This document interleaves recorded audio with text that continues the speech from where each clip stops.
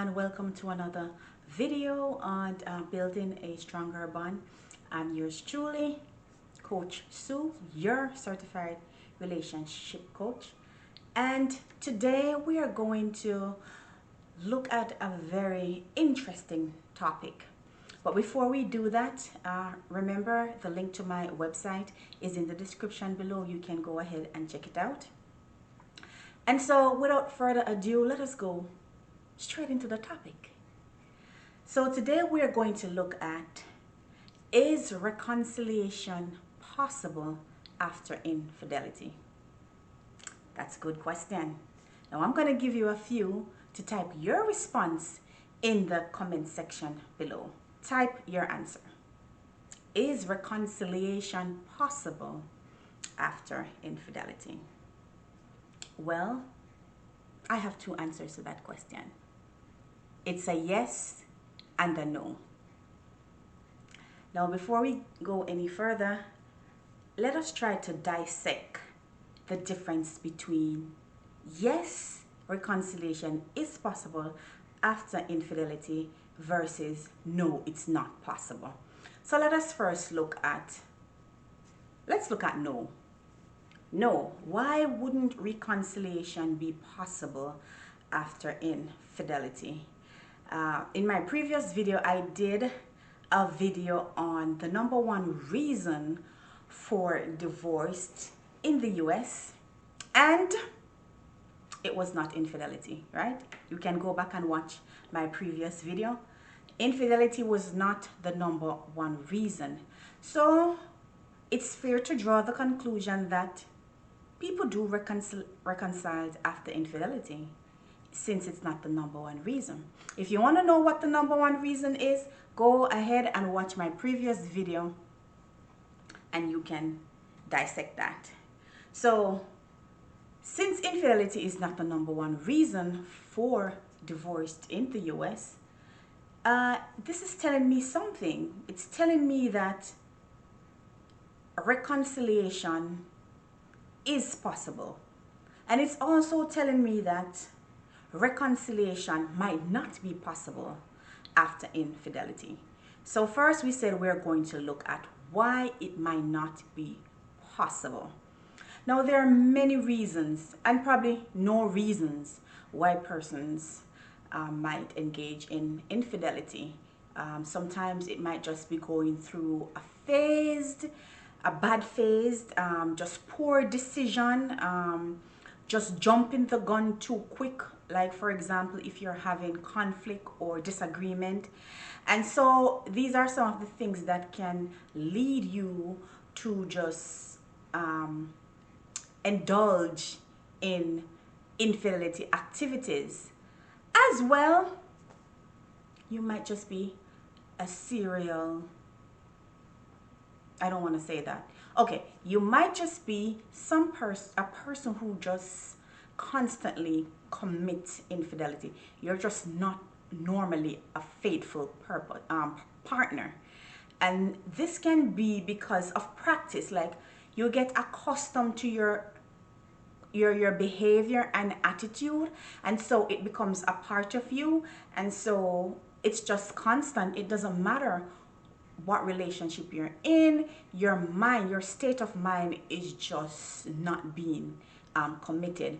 Now, if you're dealing with a partner like that who is always constantly being unfaithful, in that case, infidelity might not be, reconciliation, forgive me, might not be possible. Why? Because the person who is being cheated on, or who is experiencing this level of unfaithfulness, it might be very difficult for them to be constantly, and I use the word constantly, offering forgiveness to this partner. This can be draining, and it can be just very burdensome. And it might not be healthy for the person who is constantly receiving this level of unfaithfulness to their emotional state or their emotional well-being. And so this can cause a very unstable or unhealthy relationship, which is not recommended. So if it is that there's a situation where you're constantly dealing with a partner or a spouse who is constantly being unfaithful, then this might be a challenge in the relationship. And in this case, reconciliation might not be possible. Now you have different types of or different level of infidelity. You will have where the partner might be committing this act with one person, one faithful person. This is just their go-to person. And then you might have situation where the partner is doing this with many different person, multiple person, right? Now, irrespective of which of them, it is still not healthy. Let us look at a spouse who has a stable partner who is constantly engaging in with this activity. Now, to me, that says commitment or stability. And I'm not sure how is it that you can be committed to two persons at the same time.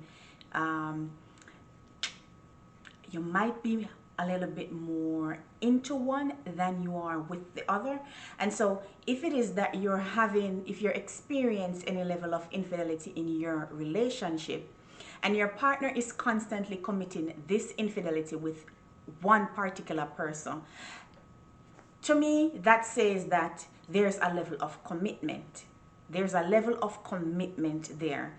And when in my previous video, I talk about commitment and what does it mean. Commitment means sacrifice. You know, it takes a lot of time and energy. It's something that you're really, really mentally ready to deal with. And so I am not sure, or in my opinion, you cannot be committed to two persons at the same time, right? And so this is how it might be very unhealthy in your relationship, because you, the person who is experiencing the infidelity, might feel like you are not good enough.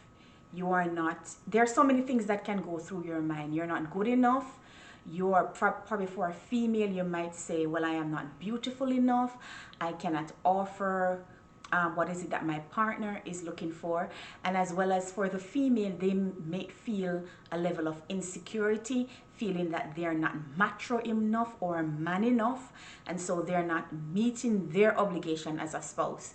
And so these are the feelings that the opposite partner will feel if it is that you are committed to being unfaithful to one, in a relationship with one particular person. Let us look at the person who might be unfaithful and committing infidelity with multiple person. Now, to me, that's red flag.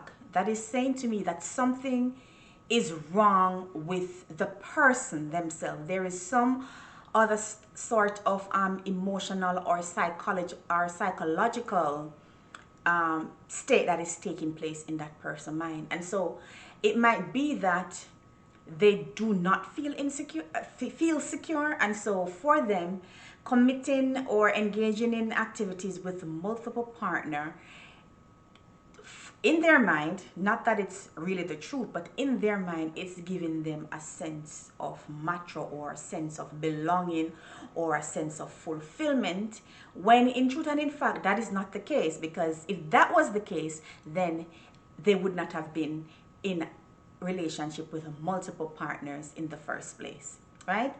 So in these cases, reconciliation just might not be possible, because then it's going to be very exhausting for the other person to be constantly experiencing this level of infidelity, and it affects the self-esteem, it affects the person's emotional state of mind, and then this person just cannot be a healthy person to neither their family nor to society, and this just can be very draining. So now that we look at a few reasons why reconciliation might not be possible, let us look at why reconciliation might be possible. Now, as I have said before, sometimes in relationship, people do make stupid decision on the spot, right? Um, it's just something that happens to the human mind. Sometimes you're not thinking straight. Sometimes you're caught up in a very unusual situation, or you're experiencing a very difficult time, and you're not emotionally mature enough to deal with the situation at the time, and you might be commit infidelity on your spouse at the time. Now, in situation like this where there is no attachment, it's just a spur of the moment, instant, and you are remorseful. Very important. You are remorseful about your behavior. You wish it had never happened. To you, it's just a mistake. You have no sort of attachment, no sort of commitment to this person. In this case, it might be easier for your spouse to forgive you, and in this case, reconciliation might be possible. However, in order for you to convey such information or to your spouse, so they can be convinced that the decision that you made was very foolish and you were very remorseful about it, and that it is something that you don't want to be engaged in, that you are committed to your relationship, you're committed to your marriage, or you're committed to your situation, then this might be able to convince the partner that you are truly into this for the long run, and in that case, reconciliation might be possible. Now, if it is a situation where you committed the act, you need to be very mindful, very gracious, very respectful, very remorseful. And these are things that you would need to demonstrate to your partner so that they understand that you are sorry about your action, you are sorry about what you did, and it is not something that you are proud of and you wish you had never done it. And you would need to ask for their forgiveness, which is very important. Now, the partner who is experiencing the infidelity, if it is that you decide that you want to forgive your spouse and you want to move on to your life with your relationship, there are some very important factors that you will need to take into consideration if you make this decision. Now, oftentimes when persons are in relationship and there's a disagreement or something comes up, the spouse who have experienced the infidelity will always be the one to remind the spouse who had committed the act. Now, if you're going to be in a relationship and you're going to forgive your spouse, meaning that you're planning on moving ahead, you're planning on looking past what had happened in the past and you're looking forward to the future, you cannot be constantly reminding your spouse that he or she has been unfaithful in the relationship, and you just cannot constantly be reminding that person and constantly throwing the act in their face, especially when you have arguments or disagreements. In that case, it's going to be very stressful for the partner who had committed the act, and it will lower their self-esteem, and then it's going to be an issue in the relationship, and it's like you're moving backwards instead of forward. So if you are the spouse that is experiencing infidelity, you have to be willing to forgive and let go. You have to be willing to forgive and let go. And willing to forgive and let go means, will look something like this. Be able to be comfortable with your situation without reminiscing on the past constantly, to bring about feeling that can be very resentful to your spouse and can cause you to drift away from your spouse.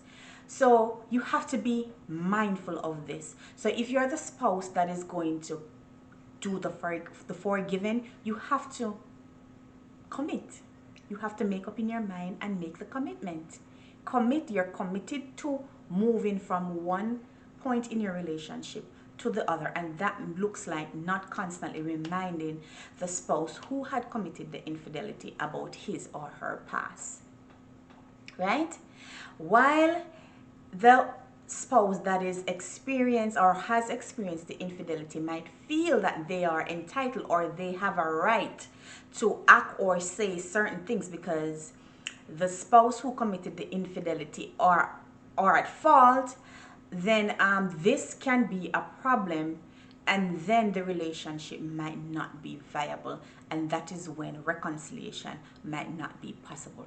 So if it is that you're experiencing something like this, or this is something for you to ponder on, that if you experience something like this, how do I forgive, or do I want to forgive? Because you cannot be on both sides at the same time. You can't say I want to forgive and then you're saying I don't. Your behavior is demonstrating something else. So if it is that you want to forgive your spouse, you should take into consideration, how are you going to approach this?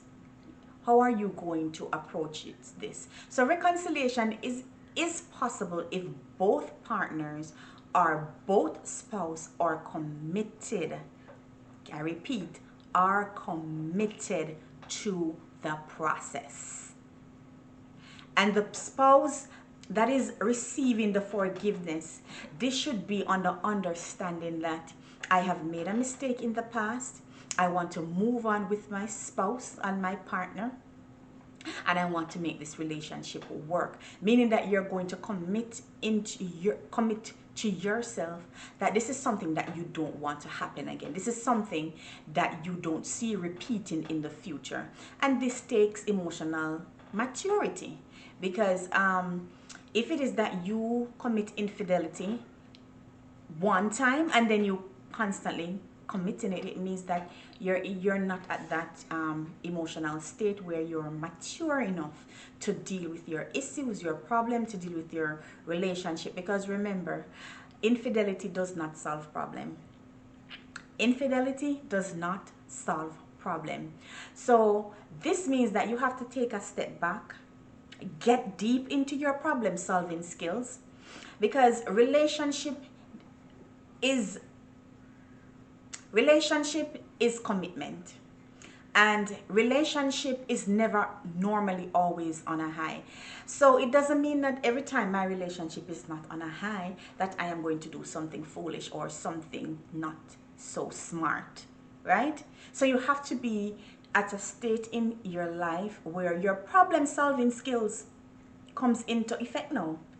Because in relationship, good problem solving skill is very effective to a stable and healthy relationship.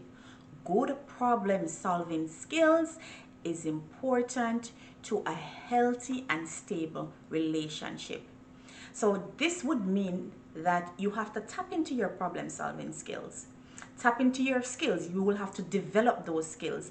And those skills can be developed with being very analytical, very reasoning, and sometimes role play. Sometimes you need to put yourself into the situation of being, how would I feel if my partner cheated on me? What would I do? What would be my reaction? How would I take this? Would I be as forgiving as I think I would need to be? Would I be crazy? Would I be doing something crazy because of that? So role play the situation and put yourself in the position and say, listen, if my spouse should cheat on me, how would I behave? Or just flip the coin. What if the coin was flipped the opposite way? How would I deal with it, or how would I feel? So this is very important in your problem solving skills. Very important for you to take a step back, be very analytical about the situation, and think about it. Is reconciliation possible for me? Is reconciliation not possible for me? So the whole essence of this presentation is to cipher whether a reconciliation is possible after infidelity, or whether it is something that is so probably constant or so draining that you don't think that it's something that you can engage in. So I hope you learned something from this video. I hope that you will take this tip into consideration. And remember, we are building stronger bonds with our partner, and so we are taking the necessary steps, we're taking the necessary tips and the necessary advice that can be very helpful to us in establishing and creating healthy bonds. Thanks for watching Building a Stronger Bond. Until next time in another video, see you again. And another thing, in the comment section, I want you to go ahead and put your topic that you would like to see discussed on this channel.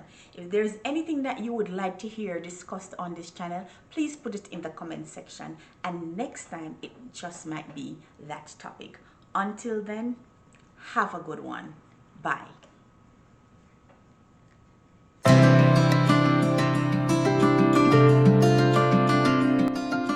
Like, comment, and subscribe.